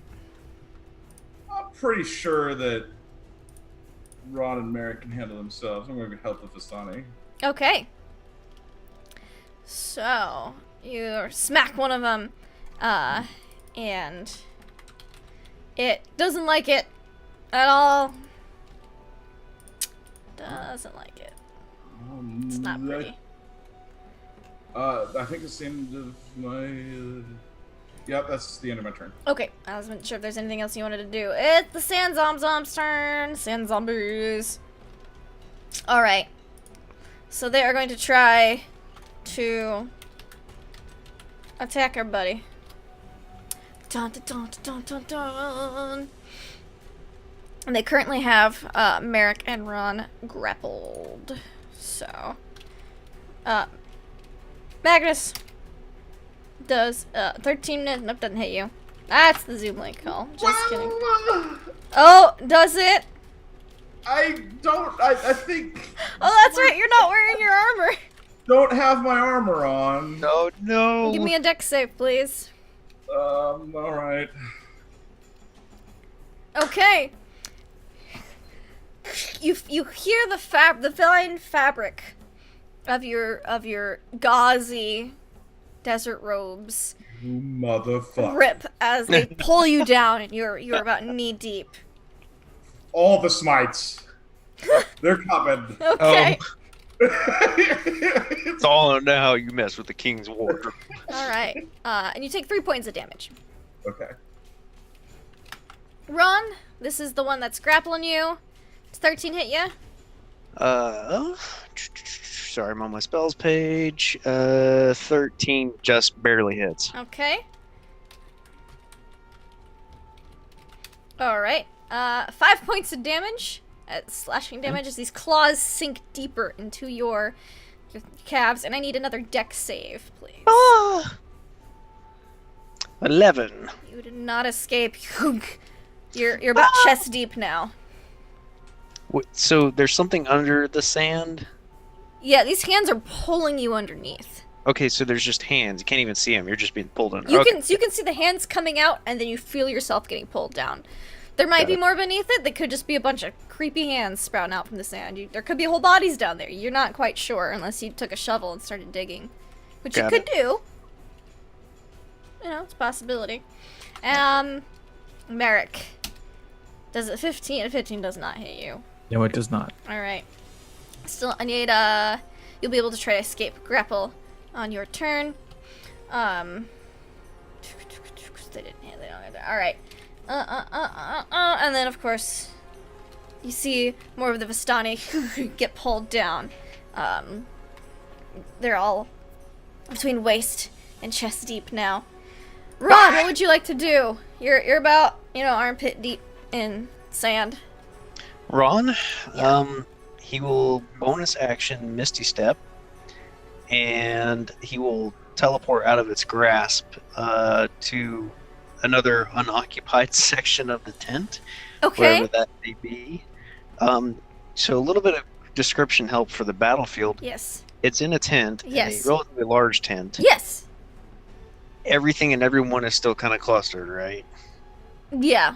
Thinking for an AoE spell, but I'm imagining. I mean, everybody's clustered. imagine you and your friends are in a field of poppies, and but Poppies are instead of sucking you under. poppies, they're hands, and they're just pulling people down. Okay, the Vistani that are getting pulled under, Yeah. Merrick, is there any hands visible, or are the hands below the sand?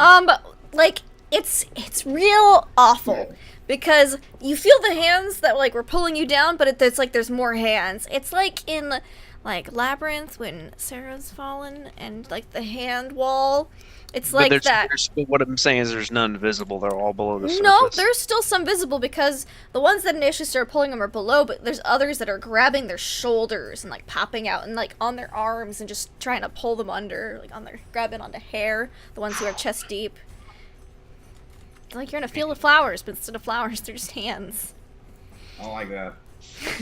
Okay, Like then zombie mummified hands. Just I don't like it. if for what hands can be seen, then he will use his action, cast a magic missile, and shoot a dart. To go each for hand. it. Yep. Pew, So pew, pew.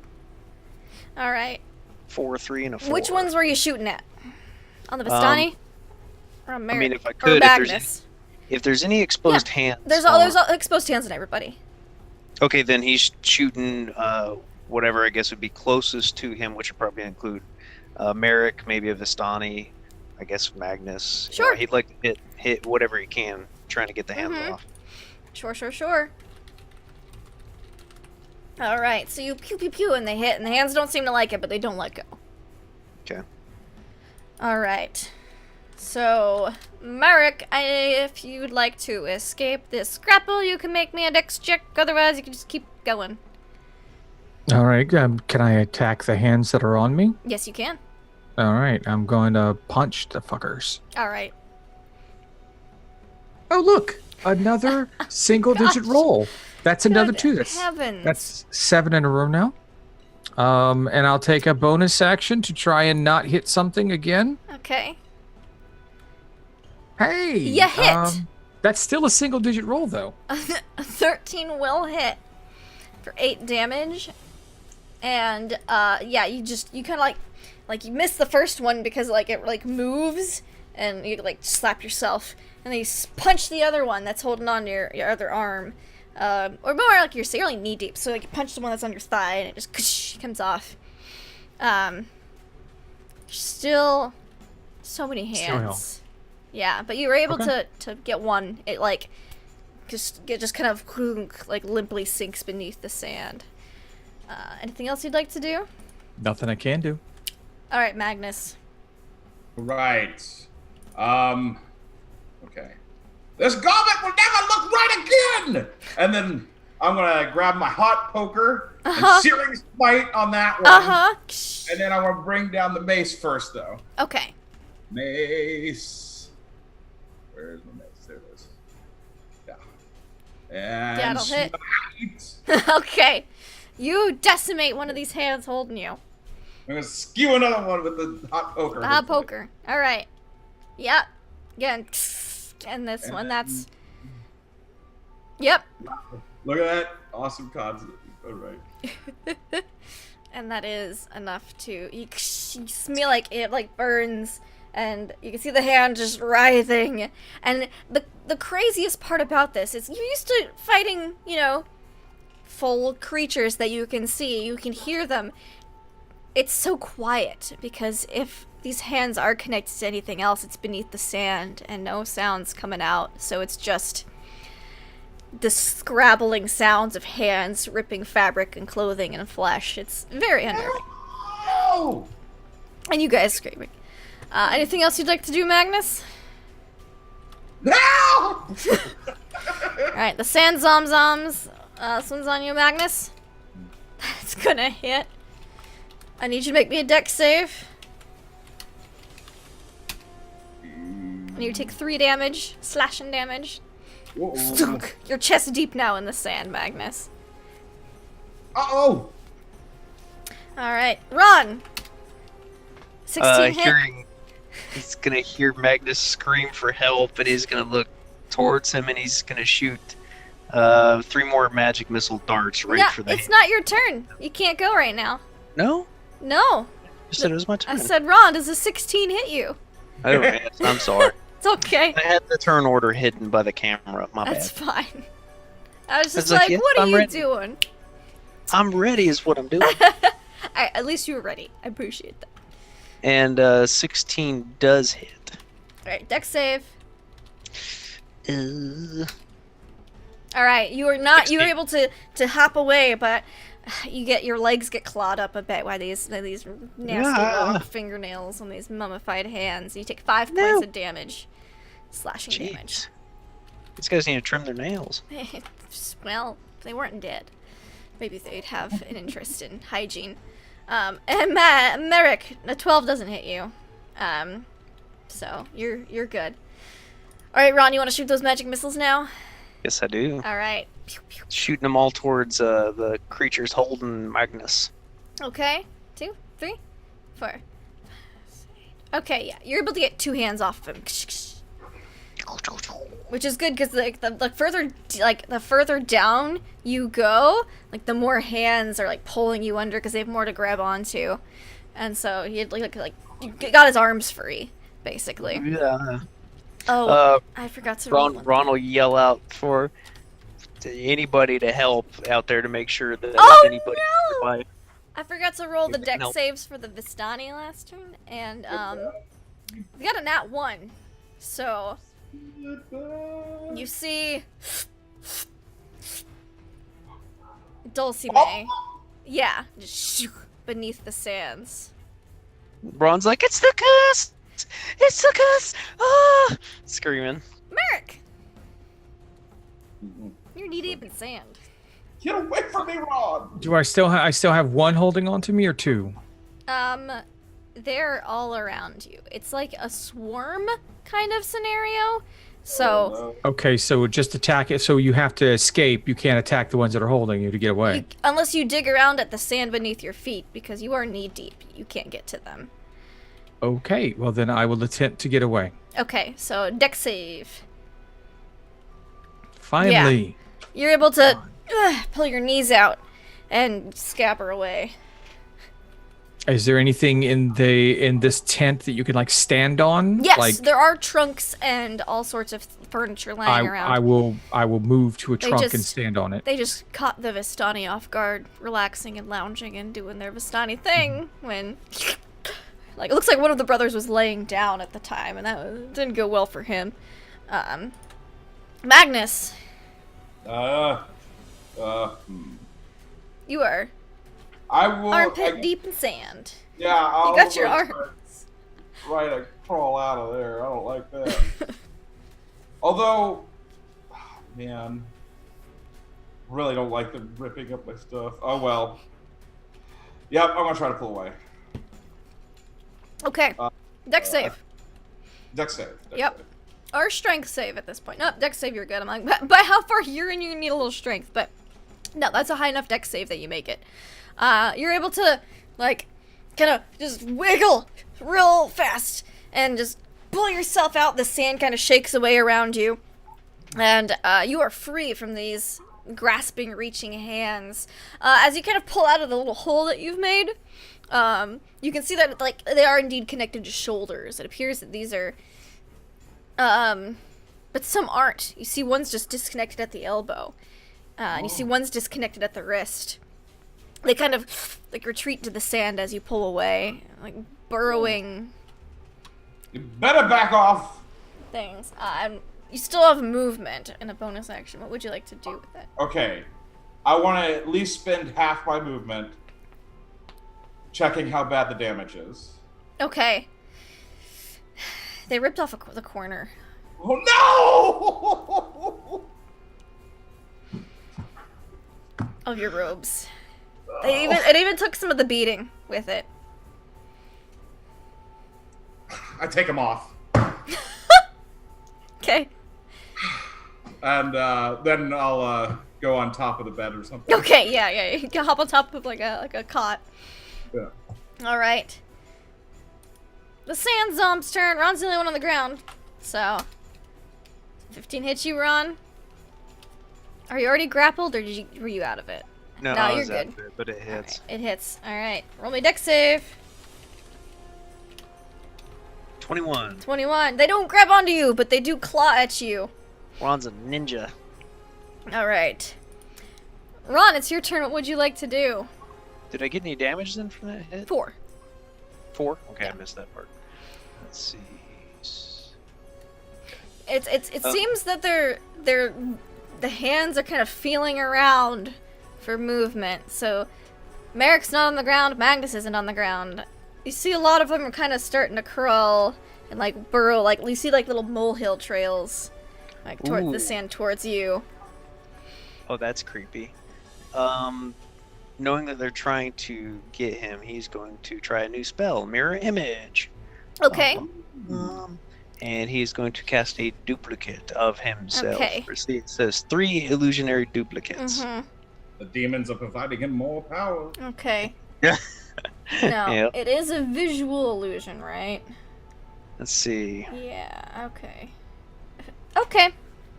He's trying it out, though. Alrighty. Cool. So you cast that, and do you move anywhere? You still have movement. Yeah, he's going to try and run towards... Is Merrick the one that needs help now? No, Is he hurt? Magnus is standing on a cot, Merrick's standing on a trunk. You're the only one on the ground, and the Vistani have all been sucked under the sand. You're the one that needs help now. Yeah. He's going to move then towards something to hop on, whatever he's near. Yeah, because there's another trunk you can hop on. Okay, he'll hop for that then. Okay.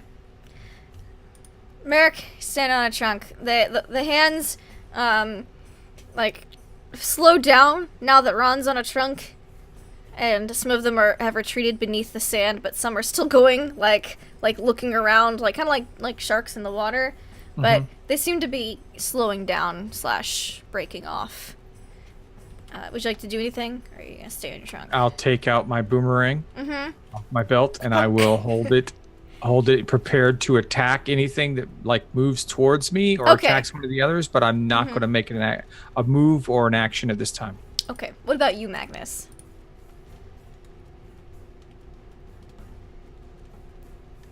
Merrick will look at him and just go like,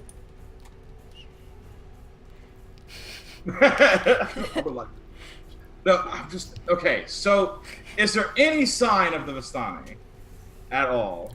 There's a couple of like sand dimples of where they got sucked under, kind of like an anthill. Just- Fuck. Yeah, I'm going to just ready an attack. Okay. On these if they get close to me. So these sand zombs are kind of go towards the trunk, and then they kind of like you see hands feeling up the sides, but they don't reach out past elbow height, and it's trunks back then were big old things, especially the Vistani ones, because they gotta load them all in the wagon, and so they live there, and so they can't get to the top, and they just feel around it for a moment, and then all go beneath the sands. Oh boy. And it is still again. And as you guys are kind of standing on these trunks and looking at each other, like, what the fuck just happened? It's The Vistani Marcus! are nowhere to be seen. That is where we're gonna wrap up for tonight. Has anyone seen Elam? Oh no! Oh no! Thank you. It looks like Elam and little Timmy are dead now, or whatever his name is. Folly. And Ambara. They're all Folly. dead. Sorry guys, Yeah, I they're all killed dead. you while you were gone. Traffic sucks. doesn't Mummy's it? grabbed and ate you. Alright, so that was super duper fun. Let's put on some fun music and we'll do our outros. So, alright, guys. Let's go around. We'll say what our favorite part was and where we can find you on the internet. Let's start with our fantastic cursed wizard boy, Ron. Cursed Wizard Boy. Yeah, that's me. Shiny Pilot 206, Twitch, Twitters. Find me here on Laugh Loves Lindy's channel with all these wonderful people, Mondays and Tuesdays. Not super good at these whole outro things. So yeah, that's about it. Just simple, easy. Favorite part for the night. I I don't know. I had some fun images in my head when we were discussing becoming pirates, especially with Magnus as a pirate king and all of us as part of his pirate army. So I think I that was the most fun for me. That created the most mental enjoyment that I was really having a good time with. So, yeah. Alrighty, awesome. And Magnus, our goodly prince. Yes, I play Harlan Flipcloak on our Monday night game. Let's see. My favorite part was probably I liked all the fortunes, but I think Rod's was the funny. And all the implications that had. Excellent. Of course, definitely check out Nugatosaurus, who sadly started to not really feel very well and had to leave us to join the weave this evening, and Travis Bowles, who does cool stuff with WebDM and also couldn't be here this evening. They're gonna wish they had been here for this fantastic event. But let's go to our fantastic Merrick Benny. Now, hi, I'm at Deception Check. You can find me here on Tuesdays and on Mondays when I'm DMing Mondays in Exandria here on this channel with all these fine folks. It's a lot of fun. Enjoy doing that. It's a fun stream. You should check it out Mondays at 9 p.m. Eastern. Good times. Favorite part tonight, other than the fact that both Ambara and Elam are now Sand Zom snacks, I think my favorite part was Ronnie tonight. What he did with his Ron was great when how he took what he was doing with his fortune and just ran with it the whole session. It was great. I had a lot of fun with that. I think it was a good bonding moment for Merrick and Ronnie. It was good times, but I think it was just fun. We were silly and it was fun, and yeah, good times. Awesome. And of course, I'm Lindy. Laugh Love Lindy. Favorite part? Too many. You guys are hilarious and awesome. I really liked the Nat 20 check to drop penis on Elam's forehead. I thought that was art. That was hilarious. It was beautiful. So yeah. It's a thing. You gotta check it out. But yeah, so that was hilarious. I loved it. But yeah, check us out here every Monday for Mondays in Exandria. It's super awesome. I have a magnificent beard. And here for Myths of Ravenloft. We have been going for a while. We have no plans of stopping anytime soon because creepy horror Ravenloft's goodness is good. And, video game streams as soon as I get my new computer completely up and over and running and swapped and stuff. So, yay! Soon. I'm so excited to play cool new games. But yes, thank you guys so much for watching. We have a blast seeing what you guys think of our shenanigans and just being awesome. So we'll catch you all next week. Same Ravenloft time, same Ravenloft channel. Bye, everyone. Good evening.